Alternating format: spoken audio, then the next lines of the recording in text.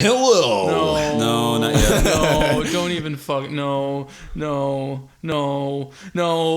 My butt. No. And No. welcome to BoyFlop episode 4. BoyFlop. Well, hi. Welcome to BoyFlop. I'm Family Jewel 7X. I am Jonathan Young. And I'm Rich still again. And we have a special guest A today. flop guest. A boy guest, even. I am the boy guest of BoyFlop. My name is Travis Carte, and I sometimes yell. Nice. Yeah. Nice. You have some of the most natural uncleans I've ever heard. Yeah, they're good. I think I was listening to you on John's videos, and I was just like, damn, what's John doing to his voice to make him so good? And then Rich just came in I think the other day you're like, dude, those are real, man. They're super good, man. Yeah. Thank you. I guess. Oh, you're what? Let's just make Travis really embarrassed. Well, that's the well, point. I mean, I just want to make him Haha, blush. you're good at the stuff. idiot. secret is that I yell really loud. Right. Yeah. That's the thing. He goes hard. Well, Yeah, It's I have nearly passed out before. In the Worth It video, at the very end, Yeah. I don't know if you guys are familiar, but at the very end, I scream for a long time, and then I go for a long time and as high as That's I can the go. highest scream I've ever heard you do. During that take, that was the only take I could possibly do because during that take, my vision faded to black, and I was half collapsed. I had to grab onto the table, That's and probably not good at all. immediate mind splitting headache kicked in. Damn. I was like, wow, all right, I'm done recording for the day. I'm sure there are people on Twitter that will be like, "You're not screaming right." Well, so what? Whatever. Yeah. What I was gonna say is I mean, you're clearly if you're recording, you're doing a lot of takes, you're doing a lot of stuff like this, and you can still talk like a normal human being. When I was in I told you guys about my band Face Grenade, right? Yeah. So I you actually did not tell me about this. Yeah, well, I don't. we'll talk about People Face at Grenade home. another time. But so I actually did vocals for that band a little bit. So we were a trio.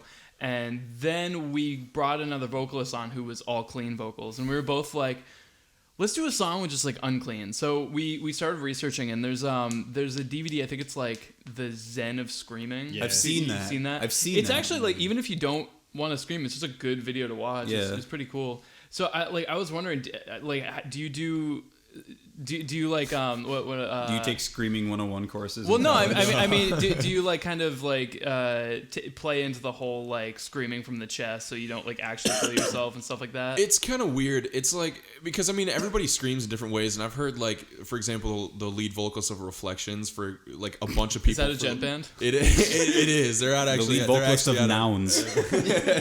They the screamer of that band for a while. He a bunch of people were telling him he wasn't screaming the right way, and he sort of came out and was like, "Look, I don't care. I just go as hard as I can because I am passionate about my music." Right. So it's kind of I don't really know how I developed the style. I don't really know if I'm doing it the right way. Right. All I do know is right. Yeah, after it sounds. It's working for you right now. I mean, it would be because at the end of the day, it's not like you're touring with a band. Yeah. I mean, if you were then it would then right, it would count. because I don't know. I think, and maybe it's just because you neither of us do unclean vocals enough that our throats are really ever used to it. Yeah. But if you were touring with a band, then I would be like, dude, you're screaming for 3 hours a night. You need to fucking learn how to do it. Yeah. Otherwise, you're literally going to fuck your Yeah, voice and forever. that Zen of screaming thing you mentioned, I remember watching that, and that's literally all about making it sound that you're going, sound like you're going as hard as you fucking can. When really you're not. But you're really not. It just sounds good. Yeah, I've been. Yeah. It's because I mean anybody else who does uncleans can attest to this. When you scream more often, you kind of get used to it, and it's Right. way Yeah. easier to establish. If, for example, if I'm wait 2 weeks and I start recording screams, my voice. Because after recording for a while, my voice sort of gives out, and you can sort of tell later on if you run into me and it's like, "Hey, what's up, guy?" My voice, Yeah. it's a It's step all- lower or something yeah. like that. So, but if I were to come back and record the next day, it'd be way easier and my voice would last way longer. So I think it's Aaron has said that too. Yeah. Our buddy Aaron, who's in a metalcore band, has said that once he's done it for a couple days of the week, then it's the first day is the worst day. Yeah, it And is then because you kind of once- have to find Yeah. where you're at. You And kind of then have to find that sweet I spot. don't know what I have this sweet spot in my vocal range that's between any vocalists out there, it's like between where my chest voice is and my head voice, and it's this like flipping point where if I just push a shit ton of, I don't know if this is the correct way, so please, if you are learning how to scream, do not take my do not This is take, another screaming tip. It's your boy Jonathan Young here with another screaming tutorial. Yeah. How to get mad and sound good. No, Yeah. but Think about your dad. So please, disclaimer: please do not take my advice, and maybe don't take Travis's either when it comes to screaming healthily, because you'll probably fuck up your voice if you try to do any of this. Don't try this at home, kids. Yeah. But I have this part of my voice where if I push it right between my head voice and my head voice and my chest voice, then it like immediately fries. It immediately vocal fries, and that's like the perfect place for mid screams. And then for low screams, I've looked at a couple low scream tutorials on YouTube, and all of them have basically said that. I mean, is it bad if I do this right now? Like, but all of them have said that you're supposed to just kind of like just start like in the middle of your voice and just go down, just like. I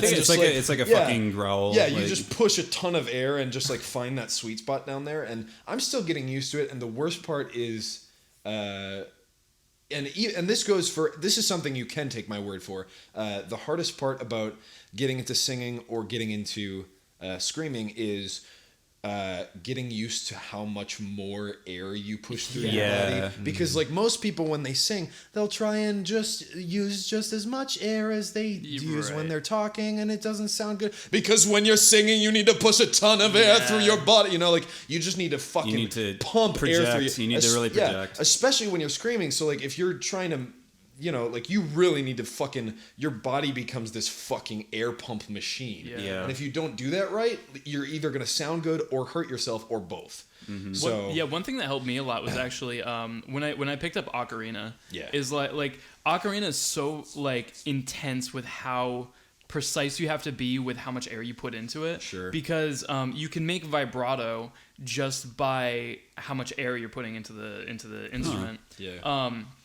So once you have that control, I was noticing that, like, you know, but when I started playing ocarina, I was in choir and stuff for in my college and stuff, that like then I could just like after playing like ocarina all day, I went out there and I just like busted out the best like vocals I've ever done in my life, and it's really all about air. Like I feel like I mean if there's any like big airflow, if there's a big piece of the pie when people are like, how do I sound good? It's just like and so, breathe and pushing that air from your chest, not your throat. And people always talk about like I don't know, like there's all these different schools of thought about like. Because I always tell people, if you want to be a good singer, you just need to put hours in. You just gotta fucking practice.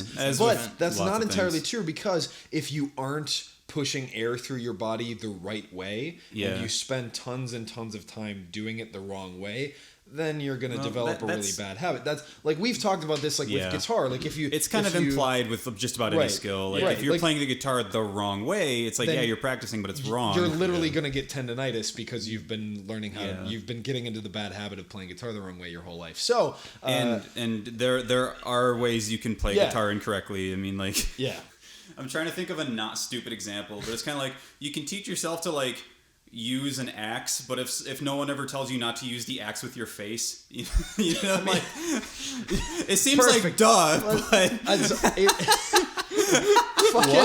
was trying to think of like the dumbest example possible. BoyFlop t-shirt idea number 4, just Rich with an axe taped to his nobody face. Told me. How was I to know? Perfect. Jules, don't give me that fucking look. I'd like to see you use an axe with no prior knowledge. Okay. Mister, I'm a genius. I mean, it's not that complicated. I've come from Michigan. We don't have the internet. We have carrier pigeons and dirt to play with. Yeah, can confirm from Michigan. Oh yeah. Travis is visiting. Anyway, so for those of you who don't know who Travis is, Travis has done a bunch of screaming and a little bit of singing on my YouTube channel, joining me for a bunch of various covers, whether it's funny covers of hip-hop songs in a metal style or Disney covers, various other things.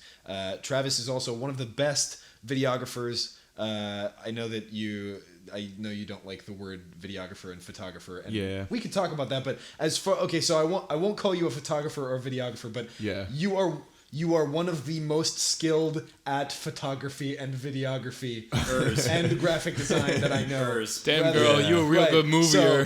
So he's good at stuff. So Travis is sort of like the jack of all trades when it comes to design and video and photography and also music. He has a degree in recording technology. So basically, and you got like a fucking gnarly job too, right? Like you do this stuff like as so you're, he does it all, and he complains because he can't like be a one-man band like we are, but like I wish that I could color correct and do design like this kid does. So talented kid, check him out at Travis D. Carte, stuff like that. Anyway, obligatory shout out to Travis. Yeah, and I think the best term for kind of people in my similar situation is, I think the best term for us is sort of content creators. Yeah, we've talked. Let's get into this. Though,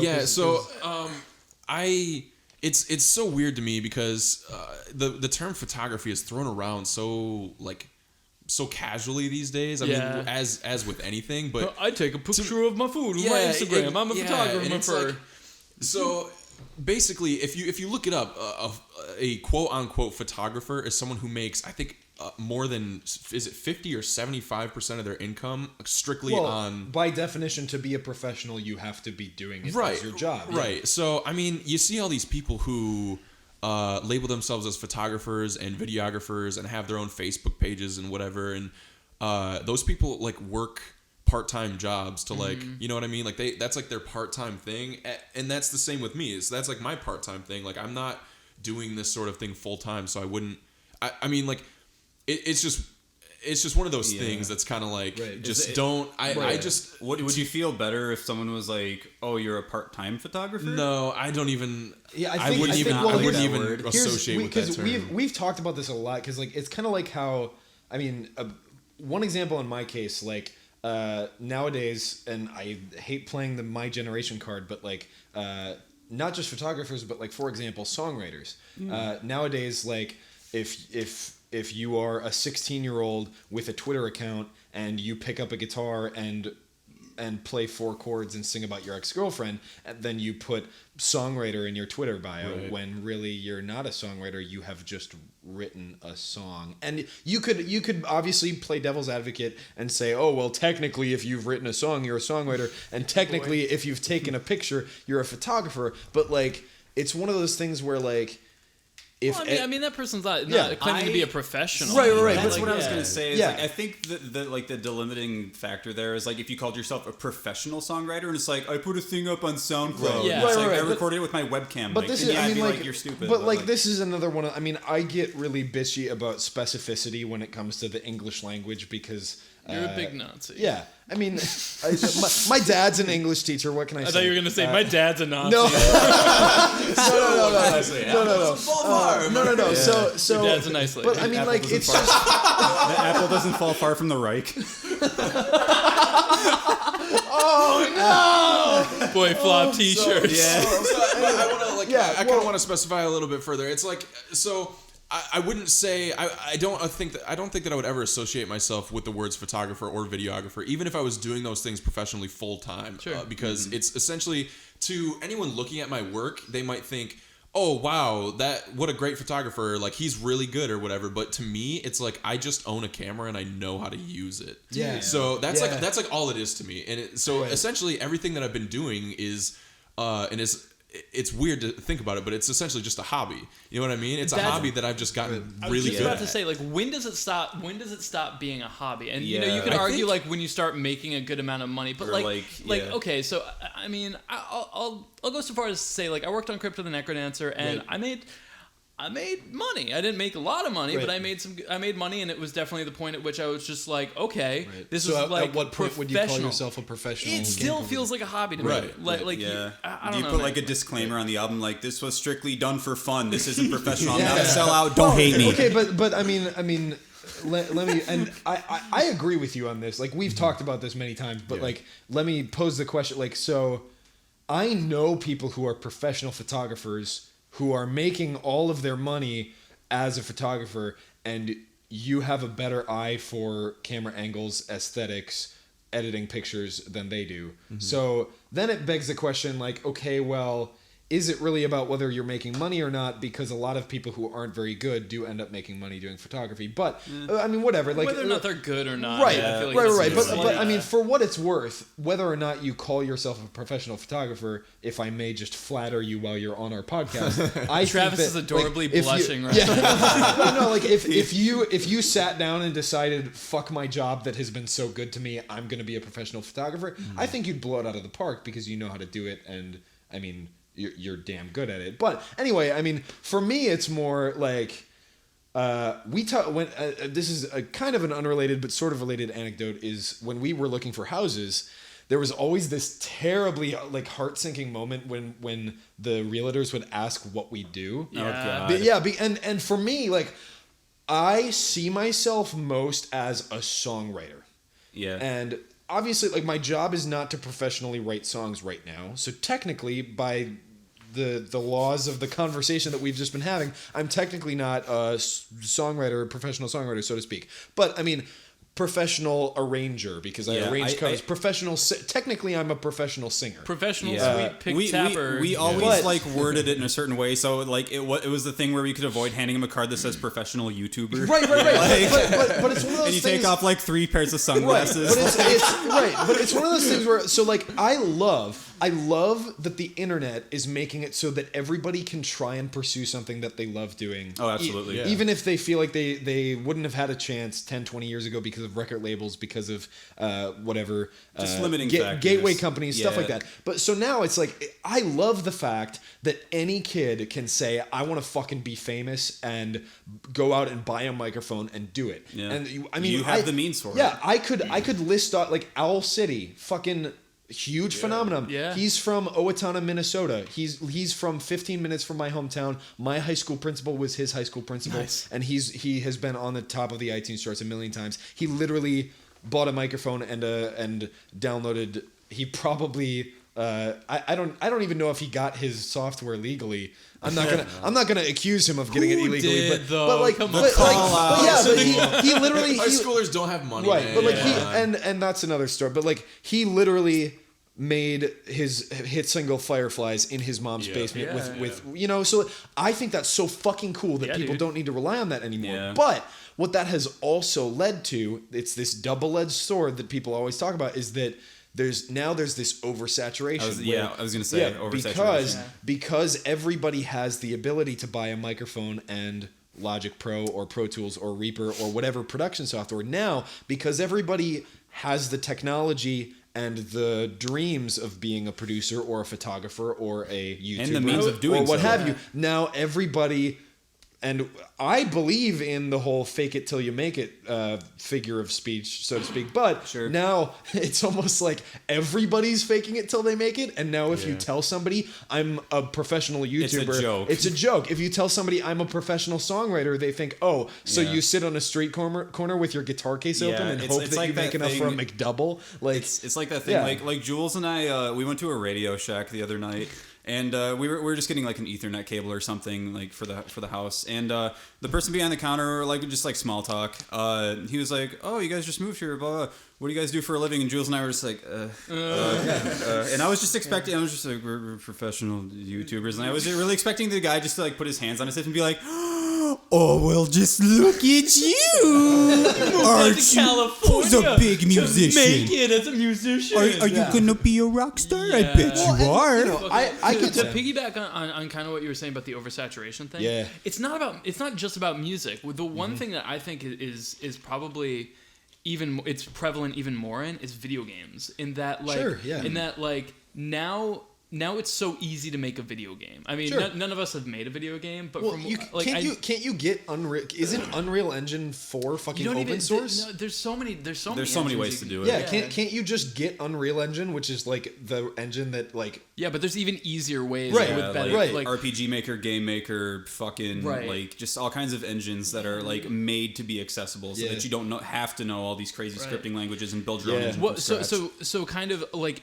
On like kind of mirror image of like Owl City is like now this year the game of the year contenders are like Fallout 4, Metal Gear Solid 5, Undertale. Yeah. Like, Which an is an Undertale indie was game, made by which is like made- For those one of you fucking who- person. One For those of fucking you who weird don't dude know. who's like our age. He's 24. It's like In a game making engine that's like 10 years old. He made it in Game Maker Studio 6 from like 10 years ago. Yeah, I think I used that once. Yeah. I made like a shitty like Star Trek game, which was Yeah. it was literally like what's the game with the ball and then you break the Breakout? breakout, but Yeah. but I had like the Enterprise as the fucking You're a nerd. You're a fucking I'm a nerd. big nerd. But that is a good point though. I would almost argue that it's easier to make it as an indie game developer though than it is to make it as an I indie would musician. actually argue with that because well, I mean maybe especially before like Steam Greenlight and stuff. Sure.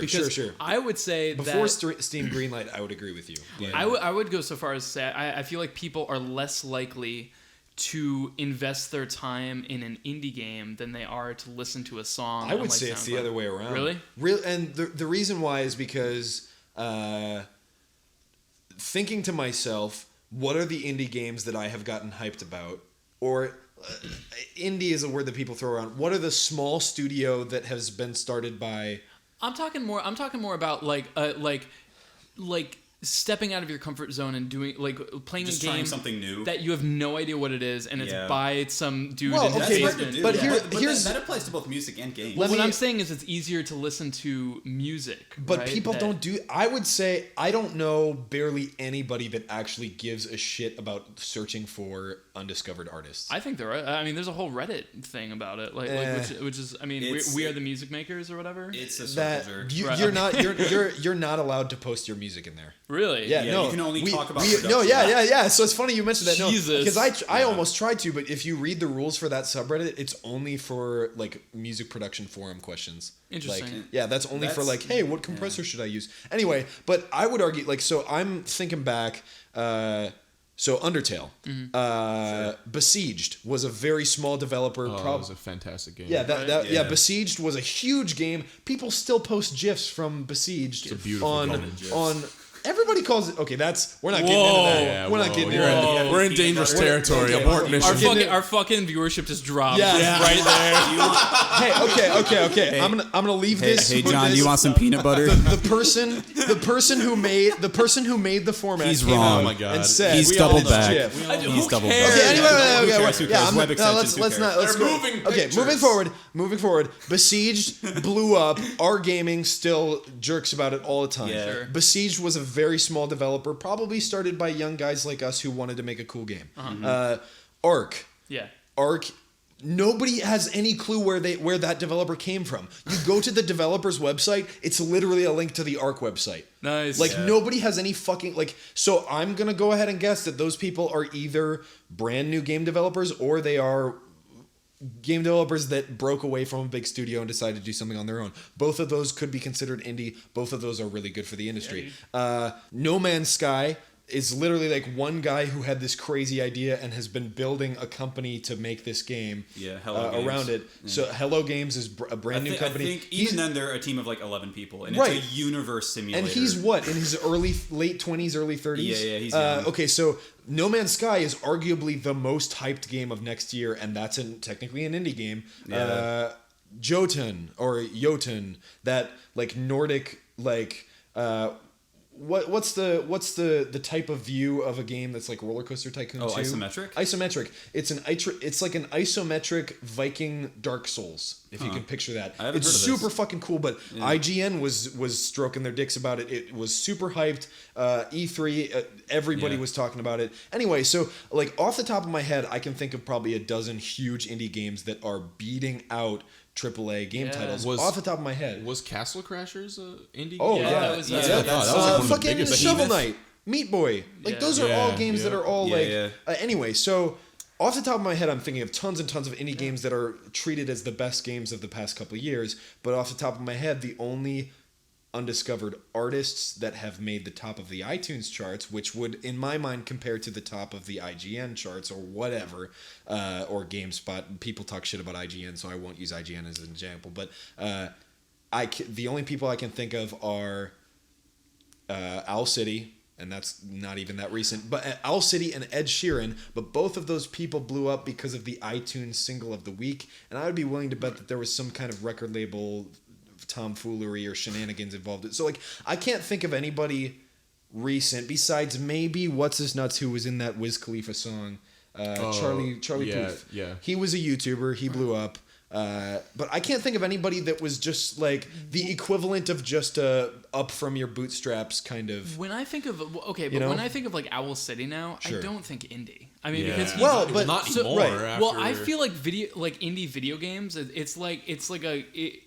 It's almost like glorified. People are proud to be an indie, but with music, I feel like once you get to a certain point, you're not really indie anymore. Yeah. Right. Well, Like regardless of whether or not. Well, it is but I feel like another thing, like it's really difficult to compare like the iTunes charts and like Right, because like that's apples literally and going oranges, on. I That mean. seems like I mean I don't really like listen to Right. a lot of popular music. Most of what I hear about popular music is from you, John. Right, You're doing covers, and but that's only because I am literally forced and this to do is that. music that is pushed out on every fucking orifice of every fucking media, whereas indie games are just talked about online. It's Actually, it's almost well, like but- basing like whether or not and games it's are changing. good. I'll give you that. It's Well, changing. I would say it's changing incredibly fast. Like No Man's Sky, fucking everybody's talking about that Yeah. game, but like nobody. but do they talk about it on the radio and on MTV though? Well, Right. but the equivalent of the radio for the gaming industry is IGN and GameSpot. You know, like for a musician, the end goal is I want my song to be the biggest song of 2015. For indie game developers, the end game is I want my song to, or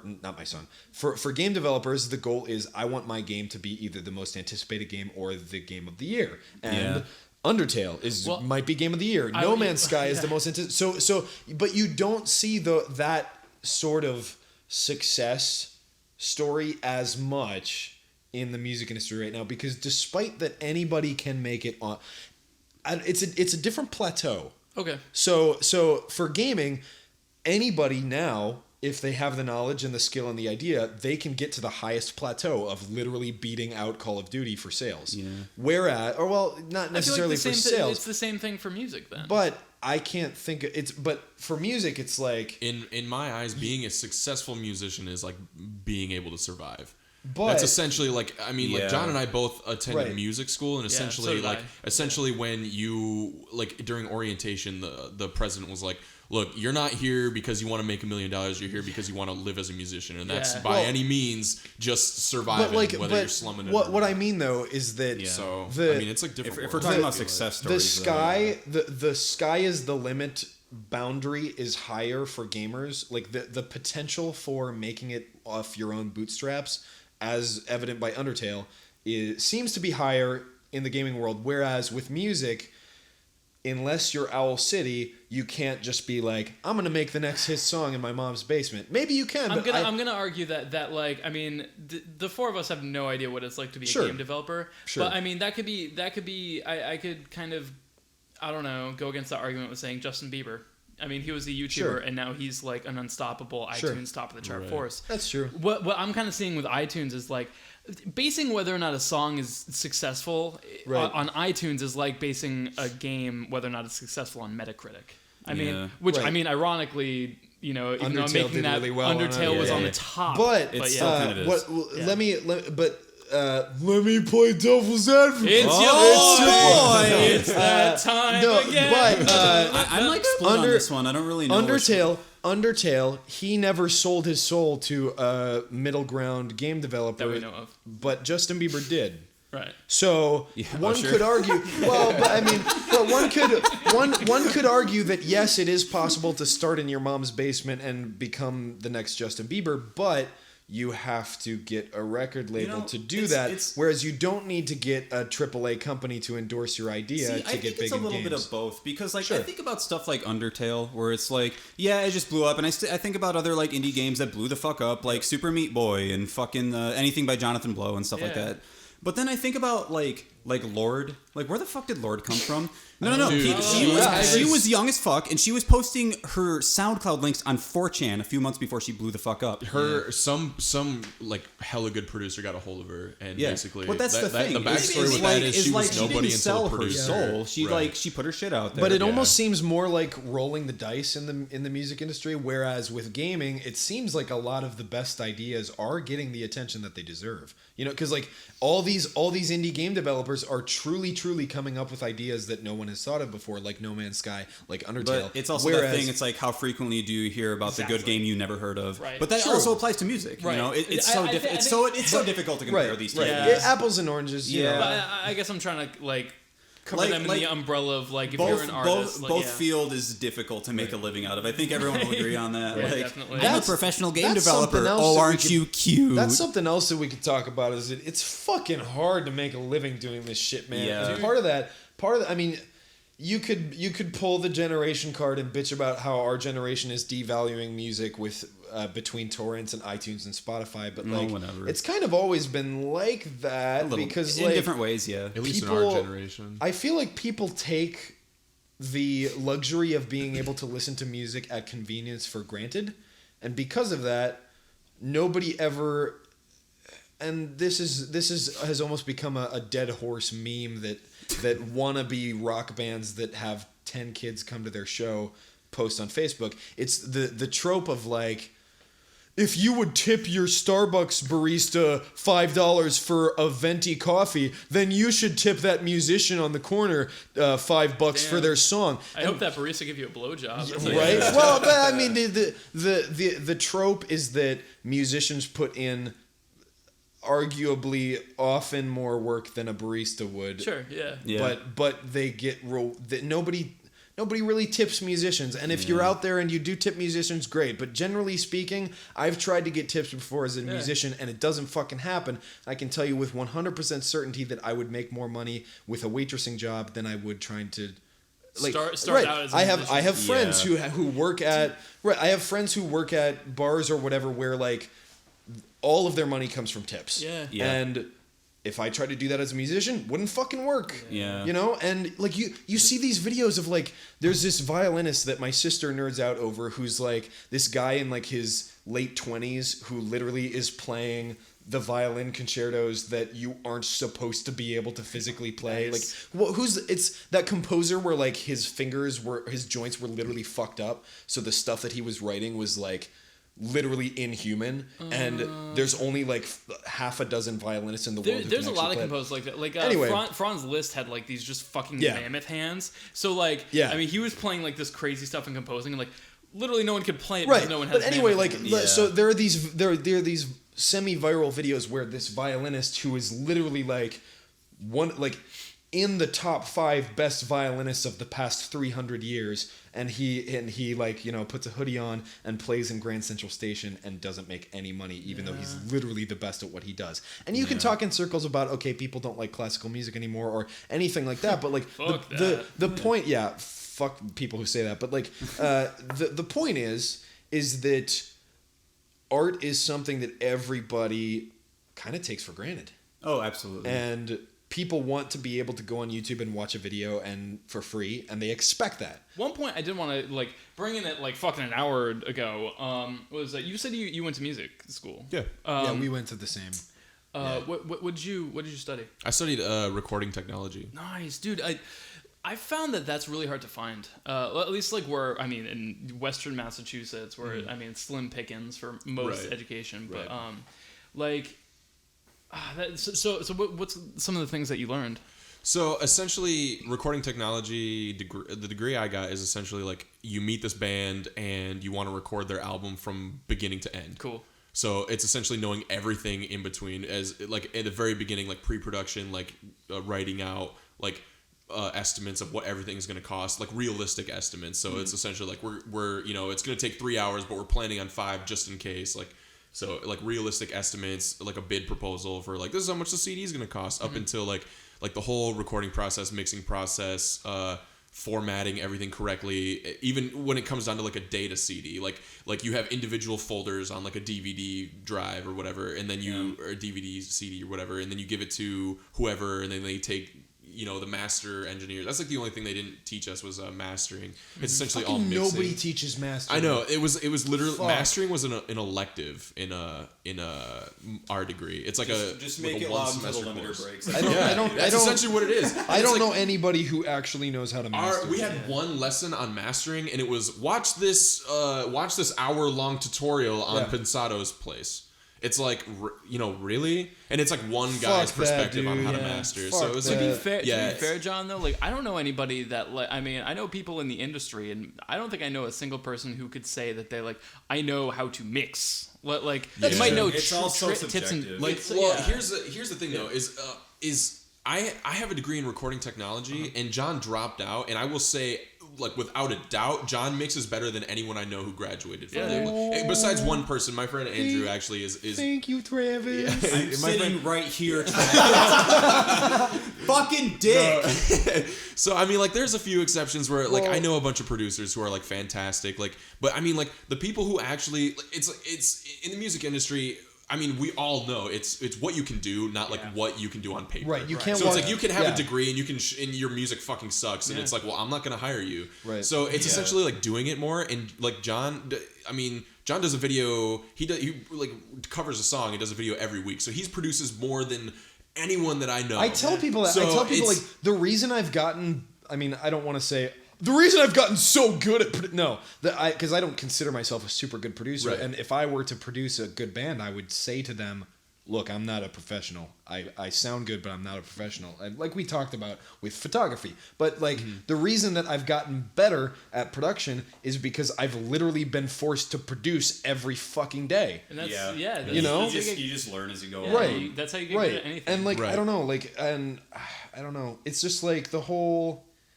I feel like a lot of the people who took classes at McNally, not you, because like you know what the grind is like. You know how to push yourself. But like a lot of the people who got recording degrees, they just took the test and never applied any of the stuff. Yeah. But it's like a producer can tell you, and you got to use the equalizer to make this have room in the mix. But unless you actually apply that in a bunch of different situations, unless you actually understand the context, you're just going to be moving shit around in a way. Right. Yeah, like you can't pull 500 hertz out of every fucking track. So, and a big thing they teach you is like there's behind every like lab course, which are like record lab, mix lab, or whatever. It's literally like 3-hour classes inside a recording studio. Like, this is how you do this, and then besides those.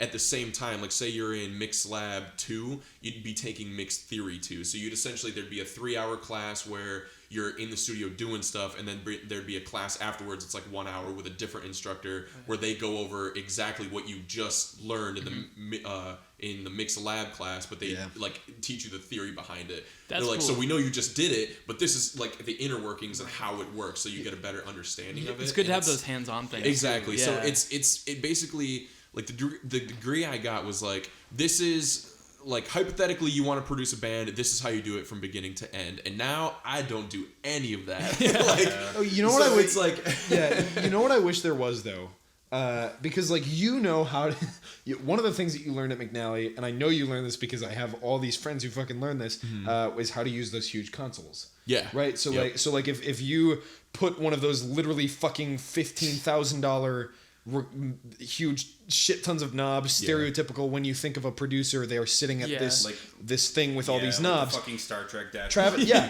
Travis knows how to use all that shit. But I would, and without sounding like I'm taking a shit on the degree that you got, you know as well as I do that half of the biggest producers in EDM and metal never go anywhere near any of those things. Yeah. Especially after you get out of school. Right. Yeah. So like Joey Sturgis, on a laptop. We talked. Skrillex has produced some of his biggest songs in a hotel room on his fucking like on a MacBook in a storage unit. Yeah, and fucking Joey Sturgis is one of the biggest producers in metal. Love or hate metalcore, he's one of the most successful business-minded producers in metalcore, and he does all of the stuff on his laptop. You know, like, so what I wish there was, I wish that somebody like Joey Sturgis or Skrillex or somebody like them would do a class with a fucking laptop, and instead of it being like, here's how you EQ on this huge board, and here's how you use patch cables that you're never going to have the money to use. Instead of teaching that, like, I wish there was a class for how to mix on a fucking laptop. How to make sweet drops. They kind of do that. I mean, sure. Well,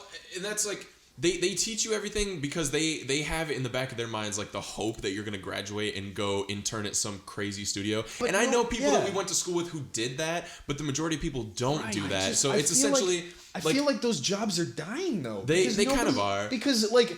it's not efficient to do that in this industry. Yeah, because like if you can buy an equalizer plugin for $5 that does more than a rack equalizer that costs $20,000, but John, it sounds more authentic, John. Well, but you're not gonna.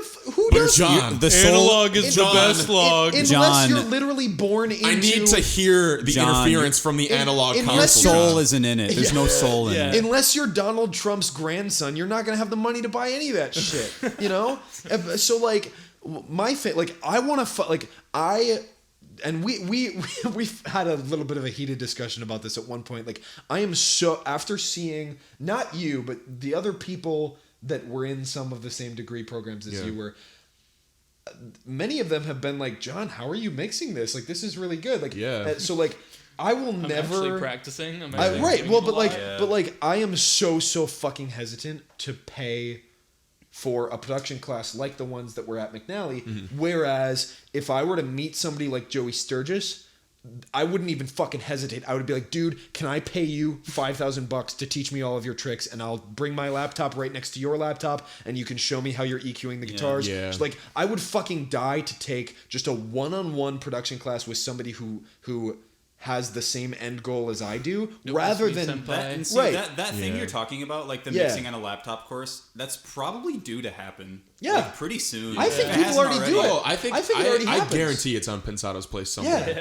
If you and not to like plug their website or anything, but like literally some of our classes were like, all right, we don't have anything planned today. We're gonna watch this episode of Pensado's place. Nice. Literally, I'm paying. I am like paying up the ass for this school, and that was like what we did, and it's like a free website. You know what I mean? So and if you're curious, there's like a lot of guides to this type of stuff, like mixing on a laptop, DIY status online, some like of on them, YouTube. some like of Jules, them you have a guide on it. Like some of the guides out there are people that just started producing that think that they're good enough to do a tutorial on EQ. Not you, but some of the guides. That's what the like bar's for. That is what the like bar is for. But anyway, I mean, what I'm saying is that use your best judgment. Like, I don't want to learn how to produce from somebody that thinks that modern music is killing everything. And like, I want to learn how to produce so that I can make it in the industry today. I don't want to learn how to produce so that I can make it in the industry 20 years ago when people still used consoles, you know? I think that I kind of thought like that too. Not that I'm fucking being condescending or whatever, but like,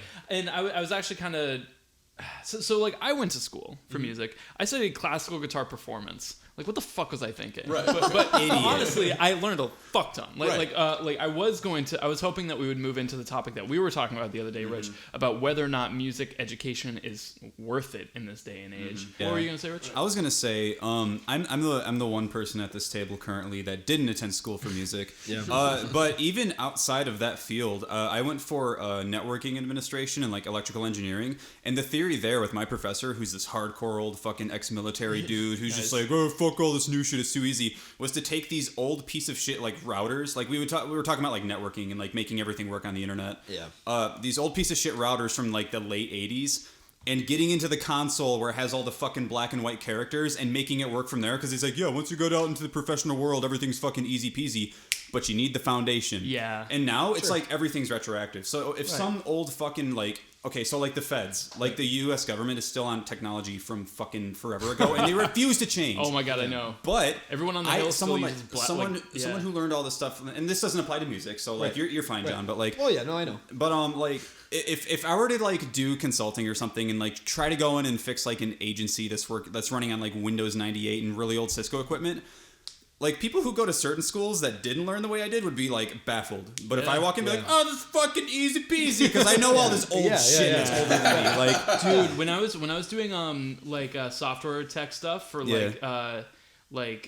congressmen and stuff like that, dude, everyone on the hill uses, like, well, I mean, this was 4 or 5 years ago. They were still using, like, Blackberries and shit. And, like, it was so fucking frustrating. Like, back in Michigan, my buddy actually, I won't go into too much detail because sensitive information, but he ended up doing some consulting drugs. Yep. And then that's the end of the story. Thanks, Jules. No, he ended up doing some consulting work for, I think, the Secretary of State. And running mostly on Windows XP. Even their servers are like early, like server 2002 stuff. Could be worse, but it's bad. XP is not supported by Microsoft anymore. They don't patch out the bad stuff. Really? They just say fuck it, and the US is whatever, like, whatever. Free Windows 10, Skynet. Yeah, exactly. I guess it could probably also be argued that the three of us went to like school for music. You were the one who actually did something that like, hey, this could actually get me money someday. Yeah. Did you guys also get like all of the fucking lectures like straight off the bat of like, well, I mean, you were saying that you're probably not gonna be a millionaire. You just want to make it as a musician. Yeah, like the president of the school came out. Like when everyone's parents are right there. They're like, his like opening statement was something like, cute. No parent in this room is You're saying all adorable. No parent in this room looked at their kid when they graduated high school and said, you're gonna go to music school. Like nobody, that's nobody. So he basically came out. That's almost the only like, time that I mean, like, I don't want to throw stones, but it seems like the school that we went to seems to profit off of people who think that they're gonna make it, but end up not having the drive to make it.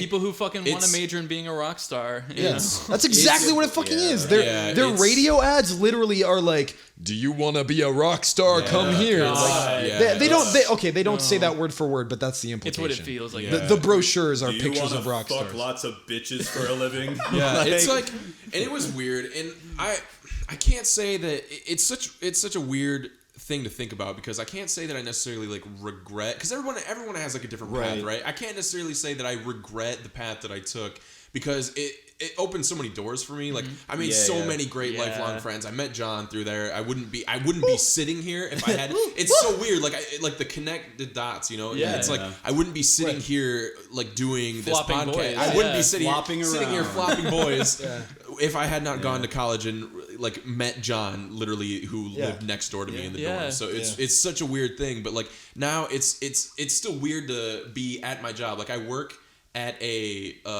news station, and people are like, "Oh, where'd you go to school?" And I'm like, "Oh, Minnesota." They're like, "Oh, where at?" And I'm like, music school." And then they're kind of like, "Okay," like, you know what I mean? Yeah, they're like, it's weird though. Yeah, what are you doing here? When I think, it's like I'm glad I went to the school that we went to. Yeah, but I'm even more glad that I dropped out. Yeah. So, it's weird because in the time that I was there, in the time that I was there, I learned a lot. Yeah. But I recognized, thank God, because I was so fucking stupid back then.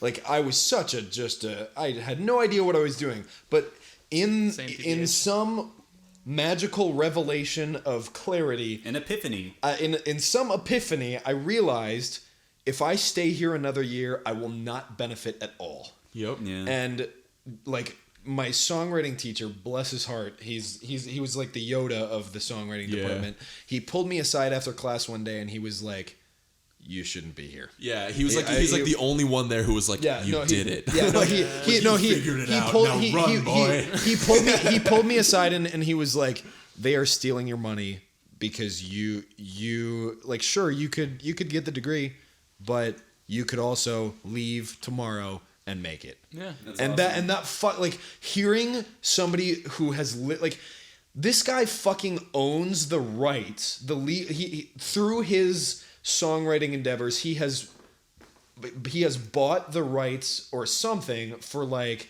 the guy who wrote Elvis's breakout hit. Like he like all this like he's been everywhere. He knows. He's been like he knows his shit. He's written all sorts of great shit, and it's like hearing somebody who knows their shit and has been there and made it say, "You can do it, but you gotta get out there and do it." Hearing him say that was like, "Fuck, I gotta kick my ass in gear and quit doing this English homework for the liberal arts class that they're trying to make me do." But it was like I spent towards the end of my time at McNally, I spent more time doing homework for music than I did doing music. Yeah. Mm-hmm. Well, so it's and it's crazy because like I went. Most of the kids that we went to school with were there strictly like, I'm gonna be a rock star. Like there are like clearly kids that come to mind who are just like, I'm gonna make it, and it's like, no, you're not. You know. But it's you could, but not without that. It's like, every path is different. That's the bottom line. It's like every path is different. It seems like the common theme now amongst music schools is like, if you want to make a living doing music, yeah, sure, music school is all right, but you could accomplish the same thing by just practicing hard. Yeah. Right. And I mean, like, and that seems to be the thing. Like, you're not, like, people who go to music school and spend 4 years, like, how many people, it's like, are on the top 40 radio station, like, thank God I went to Berkeley, like, oh my God, I wouldn't be here without Berkeley. Right. Shout out to Miss Sharon, room 105. Random, didn't Avenged Sevenfold members go to Musicians Institute in Hollywood? Or something I know at least Sin Gates. Or did they drop out? No, I think Sin Gates finished his degree in jazz. Okay, yeah, dude, he's a crazy jazz player, man. They're all really talented. So I mean, with all that said, I will be the guy here that said I fucking got a shit ton out of music school. Oh, yeah, I got a lot out of the year I was there. Yeah, I feel like here's like my go to music school. My specific path was in my small town, like a small suburb of Flint, Michigan, pretty much the worst place on this earth. Literally hell. Oh my God, there's a hell, Michigan. Yeah. So in my small town, I started like messing around like in a stolen version of Fruity Loops. You know what I mean? Dude. So I started fucking around and like making shit, and it was like it got to the point where I was making like really shitty. Like I had kicks and claps on the opposite. I had kicks on 1 and on 2 I had kicks on 2 and 4 and claps on 1 and 3. I swear to God. So I was terrible. So around sophomore year of high school, I started like dubstep had just blown up, and this is, I know like there are dubstep haters. People are like fuck dubstep, whatever. So like. But to me, it kind of seemed like the electronic version of metal, and I was super into metal, obviously. And I can see that, yeah. And then so it just was a heavier version of EDM. So I started getting into that more. Like Skrillex had just blown up, and I was like, damn, like that's really cool. So I started sort of doing that, and I was the only kid around doing it. So when there's no one else to really compare it to, it's kind of like, wow, I'm like not bad at this. So it was kind of like. I was kind of faced with the decision. It's like, I don't want to go to college. But then my parents were like, oh, you have to go to college. So I was like, well, fuck it. I'm going to do something that I love. And I seem to be decent at this. So why not? So then in my head, I was like, if I'm going to go to college, I'm going to go balls out and go do exactly what I want to do in hopes that I make it. So essentially, I took the route of going to McNally for 100% reason that it was the best way to better my education, because I had done YouTube tutorials, I had looked, and I had gotten along decent. I was making, electronic music, but it wasn't like, compared to like professionals, it wasn't to par. So I figured the best way to advance my knowledge would be to go to college, since I wasn't learning it the way that I had wanted to learn it. So I took that step and I attended college, and I learned a lot while I was there. And like, I mean, if somebody digs up the old I went under the name Trekka because my first and last name Travis Carte. He's still Trekka in my phone contacts. So this one's gonna be called Boy Trek. Boy Trek. Well, we bring up Star Trek earlier too. Yeah. Oh, perfect. So if you, if you dig up those old files, you'll hear like the first song I ever made, and then the last one when I stopped making EDM was like night and day. Yeah. And so a lot of that turning point was pretty much during college, and when I went to college, I wasn't like John and I have talked about those people who go there and they just like they don't really they don't attend their classes. They just play their guitar. They just skip class and play guitar and do whatever they just assume because they get a degree they're gonna make it. Well, I went to class and I just worked my ass off. I was at the college from 9 in the morning until midnight almost every single day. Cool. I felt terrible. Like every day I'm just like, oh God, I hope this pays off. Yeah, it's the same with a lot of other contemporary degrees where it's like it's a means to an end, but like when it comes down to it, it's like you need the experience. Right. Well, and that's the thing that I was gonna mention, like, because I'm not by any means saying that I didn't learn anything. I literally ran out of music theory classes to take in my first year. Yeah. Like I literally out of my second semester at McNally, I was sitting in music theory class with people who were about to graduate in a couple of days. Nice. And it was like, okay, now what the fuck am I going to do next year? Take liberal arts for the entire year? Like no. Yeah. Well, but it was like I was going hard. I was making my first self-produced original album. I was literally eating information on music theory because I was so interested in learning about how chord progressions work, learning how to write a good melody, and all these other kids were like, fuck music, this is so fucking boring, I just want to play my grunge, but like I was eating it up, and then they ran out of shit to offer me because they literally didn't have the curriculum for... Despite dropping out with a little bit of student debt, John pretty much hustled that place. Nice. Like he like came in and basically took all the classes that he would need besides all this bullshit classes, and then he worked the front desk counter for just enough time to like buy a bunch of shitty mics so that he could like mic his drums and like resample them, and then dropped out. So he basically came in, took exactly what he needed, and then just left. So, I mean, I picture John sitting in on like a music theory course, just sitting down with his sunglasses. Yep. Like, whatever. It's like, I was just like the teacher's like writing something on the board, and you're like throwing bits of paper at him. Like, no, I mean, like nerd says what, and you're saying, huh? Who said that? Just like, What I was gonna piggyback off Travis and say that like you're saying like the first dubstep stuff that you did was dubstep stuff.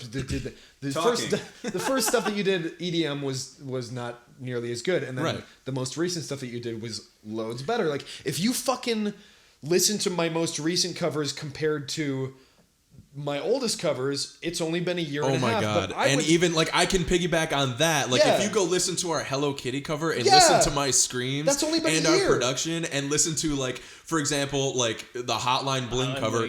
Plug. If you listen to that, it's like, oh my god, it's so embarrassing. I'm not even. And this sounds bad, but I'm not even fucking proud of the Hotline Bling cover. We threw that together in 2 days, but it's still so much better than the Hello Kitty cover. Yeah. But like, if you listen to my original album that I made while we were at if you listen to no, here's the thing though, I don't want you to listen to it. I hate that album, and I don't want reverse psychology. Don't press the red button. No, if you buy my original album, if you listen to my old album compared to my two most recent originals, plug. Like it's night and day, and like but that's better. But here's the thing, that's not, and I mean I know I'm not nearly as good at color correction as you are, but like I am getting better at color correction because I'm doing it a lot. You're doing it all the time. I'm actively like letting you tear it apart. Like I'm actively like talking to you and being like, hey, like I think this one was better. Let me know what you think. It's just like being a good musician. With me, it's more like that one sucked. Don't do that again. But like but I have openly told you like, please keep giving me that advice. You know, I will. Right, and like you actively ask me like, John, what's wrong with this melody? Last fucking night you were like, John, how do I fix this chord progression? And like that's something that I love about our friendship is that like we're brutally honest with each other and we push the fuck out of each other. And I feel like we need more of that instead of sugarcoating it. And like same with you two, like that's why we live together is because don't ship us. No, but like what's that supposed to mean? Right, and like if you go on, don't look at me like that. Yeah, if you go on these goons' channel and you watch their plug chronologically, if you watch their oldest cover versus their newest cover, these guys. It's just like when you. What I was gonna say is like it's just like playing an instrument. Right. It's like when you pick it up, you're gonna play Mary Had a Little Lamb, and if you listen to like a recording of that 10 years later, you're gonna go ugh. You're gonna play Smoke on the Water on the E string. For example, I didn't know what a low pass filter was until I talked to my production major friends when I went to school. And ironically, I think I learned more from asking for tips from my production major friends than I did from taking the one production basics class that I took. But I mean like still, so like I took tidbits of, you know, like a la carte kind of, I'll take this piece of knowledge, I kind of walked through and soaked up as much knowledge that I could, and then I moved on. And then I got into a new environment where I was working with a bunch of producing for a bunch of bands, and their guitar tones sucked. Now I am placed in a position where I have to fix their guitar tones. Their singer is a little bit off pitch, or their drum beats aren't working. The drummer might be messing up in some way. How do I fix this? How do I take this knowledge that I soaked up in the 1 year before I dropped out, and the knowledge that I soaked up from the people that I met before and after and during that? You know, so it's not about whether or not to go to music school. It's about being a sponge and literally taking as much knowledge as you can it's a means to an end. Like all this stuff that I like, granted, once it kind of like you said, I'm not the best producer in the world, and I know that there's a lot of problems that I have with like mixes and stuff. I'll straight up say I suck at guitar. You know what I mean? I mean, but, like, you do. Shut up, you're terrible. But like, I don't know. It's like all this stuff that I've like. I talked about this in a different, in one of like an interview I did with Game Like Remixes on YouTube. There's like all shout outs to Alan. all the stuff that you kind of have to like teach yourself just to do a YouTube channel for like what we do, where it's like you have to play the instruments, you know, have to record the instruments, you have to know how to use the DAW, you know, have to mix and master, you know, how to do video stuff, how to edit, you have to arrange, like all this shit. And like most of that, it was just self-taught, and I was just kind of like looking up tutorials. And I could have gone to school for it and learned stuff. Yeah. So I will say that we've established that if you go to music school, like what's mostly important is experience. Right. You know, you're not absolutely guaranteed to make money. You're not going to get a piece of paper that says, "Hey, give me a job," and it's going to work. You need to. I think more importantly, you need to just have your head in the game. Right. You need to you need to be dedicated. So Travis, being somebody who went to school, how are you gassing up your car? Yeah. Okay. So I want to kind of backtrack to what I was saying about. So I wanted to make EDM music, so I went to music school. So while in music school, I had kind of made friends with like the EDM people, the DJs and whatever. And so I started like playing shows and producing music. So I was like playing, you know, like doing whatever a DJ does. So I was playing shows and doing whatever. And I found out pretty quickly that I did not really like the scene. I didn't really like it at all. So it's kind of like one of those things where it's like, why am I doing? It's kind of like one of those moments where it's like, what am I doing? So I had been fortunate enough to work in the creative services department at the college that we went to, and I actually think that was probably more valuable than my education altogether. Yeah, dude. Yeah. Is because now with everything I'm doing, as of right now, how I'm making all my money is I work at a news station. Mm-hmm. So essentially what I'm doing out here is fulfilling my hobby with John, like doing photos, videos, and everything that I possibly can content creation wise for you guys and for John. But I work full time at a news station as a director. So that's right, dude. I know it's so weird. And it's like I talk to my friends at music school that are like, hey, what are you doing? And I'm like, oh, I'm a director at a news station. And they're like, oh, that's crazy. That's awesome. And it's like, I guess so. Yeah. Like, but what are they know. doing? Like, yeah, I mean, it's kind of like, you know, it seems like the most common thing is if you graduate from music school, you're lucky to get a job anywhere. Dude, I know someone who went to Berkeley and then they worked at they got fired from a record store. Yeah, like that's like the fucking worst. Yeah, you know? So it's crazy, but like I graduated with an associate's degree after like a year and a half. Like, so I'm 19, graduated with like $70,000 of debt. Mm-hmm. So that's pretty much like the worst situation you can be in at 19. Yeah. So like I came back because I came back to Michigan because my dad he works at a car dealership in the parts department, and he had they had just fired their internet salesperson or whoever like manages all their incoming emails or whatever. So he was like, hey, if you come back, you pretty much have a job lined up here, and it pays like, you know, it's a full-time job. So I was like, well, full-time job out of music school, that doesn't sound half bad. So I ended up taking that, and then my old broadcasting instructor had found out that I moved back to Michigan. So he's like, hey, this news station is looking for somebody. Like, you were pretty much one of my good students. Do you want to, you know, would you be interested? And so I said, sure. And then I kind of was like, I'm one of those people that like, if I just don't want to let anybody down. Yeah. So I'm just going to work my ass off to like, you know, so I got you there. So I got, I hired in at this news station and just started working my ass off. And apparently that is pretty rare. Yeah. Not just in news stations, but anywhere, I guess.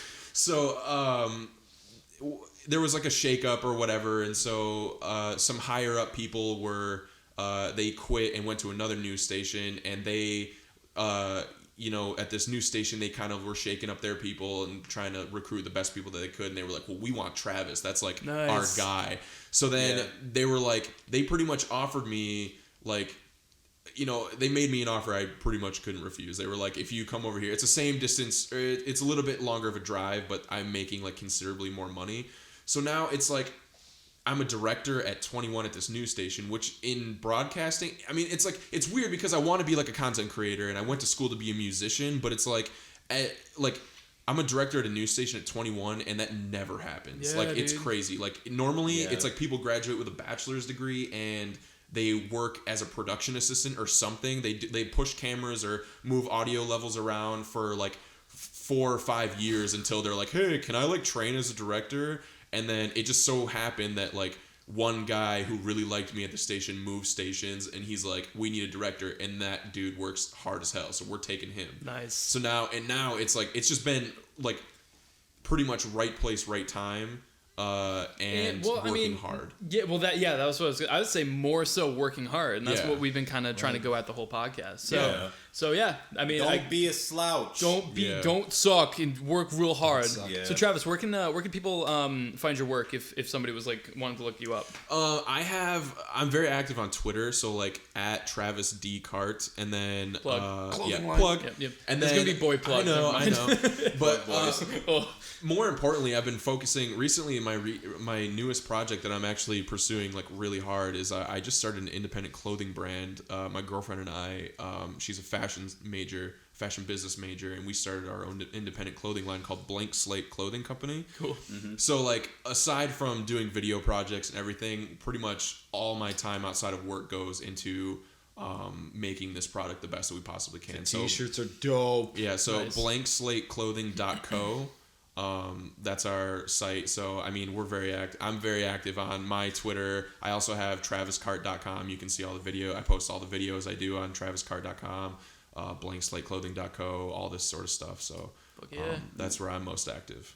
That's where I'm gonna buy some sweet threads. And then you'll see me in John's videos TBH. occasionally. Yeah, I mean, I was gonna say like I don't know, like because like you've got like so much going for you right now, and it's like.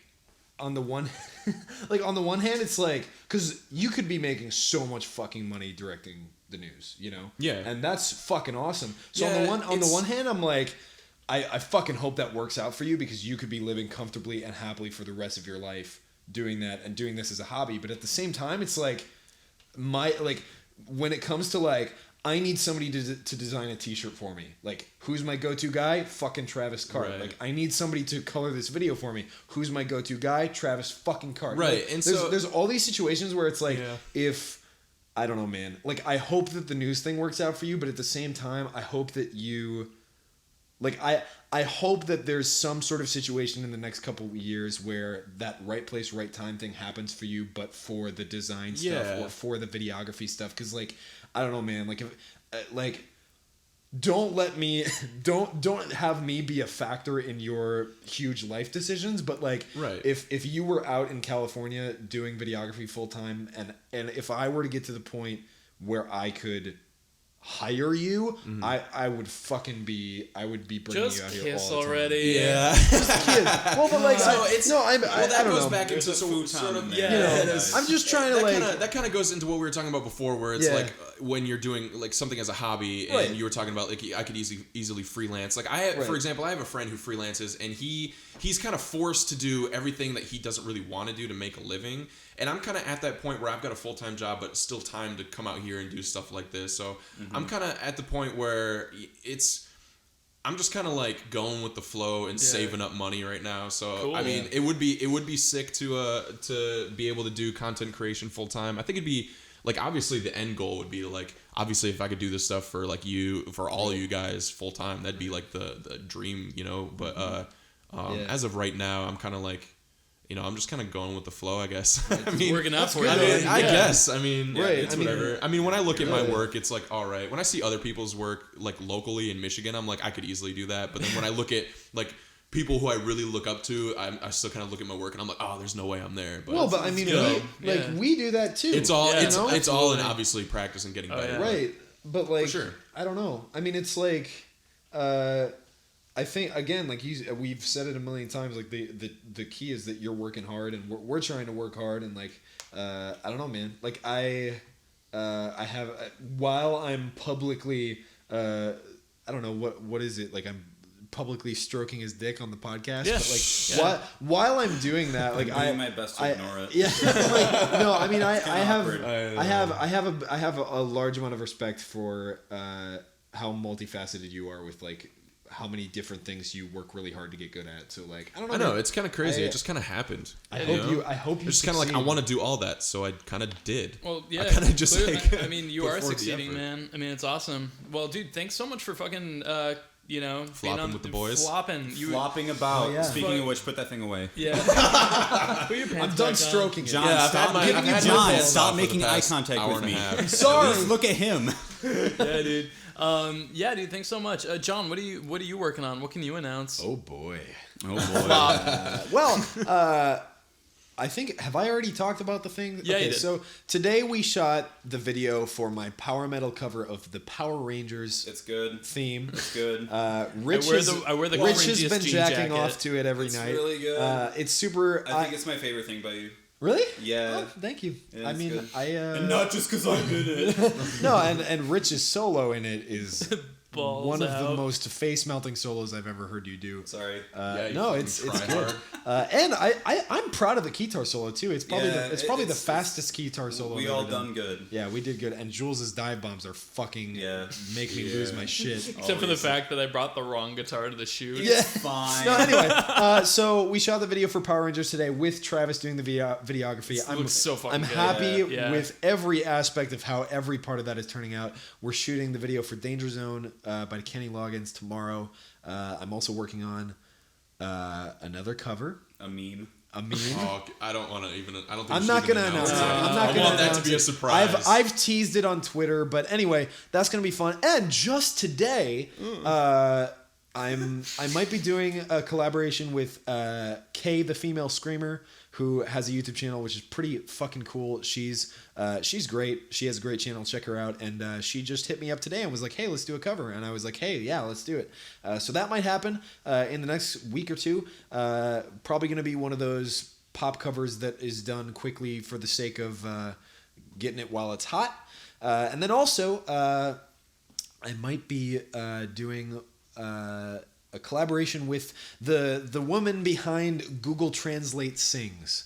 A is collaboration totally rad, yeah. or two, a collaboration or two with her, and I'm very, very, very excited about that because that's one of those things. It's interesting because being still kind of a fresh-faced YouTuber, there's all these people where you see their channel and it's like, wouldn't it be cool if I could work with them sometime? Yeah, and then you kind of like shiver with like, oh, that'd be so cool if I could do that. Like Nate and you and all these people, like Chris. And Not all, Richard. and Yeah, not fuck Ri- Rich. Well, I didn't And meet then there's Richard until, Richard. but there's all these people where it's like you see Nate Wants to Battle, or Yeah. I saw Nate Wants to Battle before I even started my YouTube Yeah. channel. I saw that'd be cool if I could do what Nate Wants to Battle does, and now I'm like texting him asking like, hey man, like how's your channel doing? You know, like and He's that's- taken. Just get yeah, on. I He's know, totally but taken. but then sorry, I'm talking a lot. You just I'm gush- excited. he's gushing. I'm gushing a lot. John's a boy. Rich, what are you I'm a doing? boy. Pass. I said pass. Is this going to be the third consecutive week where Rich is like? I can't talk about the thing yet because it's Yeah. not set in stone. But Okay. I'm working on another cover from a certain game that'll go nameless for now. That's called Undertale. So,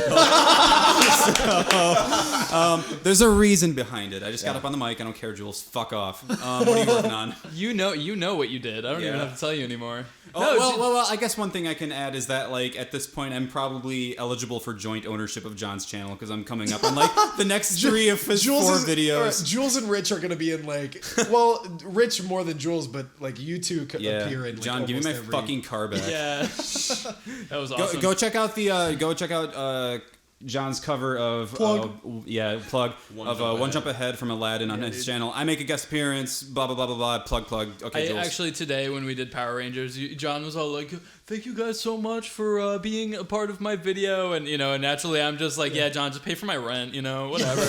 I've been in so many of your fucking videos and helped you. Just pay for my rent. No, You didn't have to. Rich, like when you can just do what I do on these podcasts, where I just make a bunch of shit up that I'm doing because everything that I'm That's doing your is aesthetic is just to make shit up. Yeah, it's true. No, I'm working on so much. Like, okay, I'll say it. I'll say it right now. I'm working on a fuck ton of secret shit that I can't fucking talk The about. hype is real. And like I'm kind of in the same boat to a lesser extent, but yeah. I'm doing a cover of I My don't Heart have Will any Go On from secrets. Titanic. I The just, recorder. yeah. And I'll be in Michigan Yeah. alone. I was there. Well, Travis, thank you One day. for stopping by the Diego Boy Shack as it is. For sure. And hope And we- flopping about. Yeah, it was awesome. I speak for these two guys. You're welcome anytime to flop with us. Awesome. So this has been Family Jewel 7X. And I'm Jonathan Young. And yeah. And this has been Travis. Yep, and everybody sucks. John sucks. All right. You fuck your dick, Rich. Oh. What?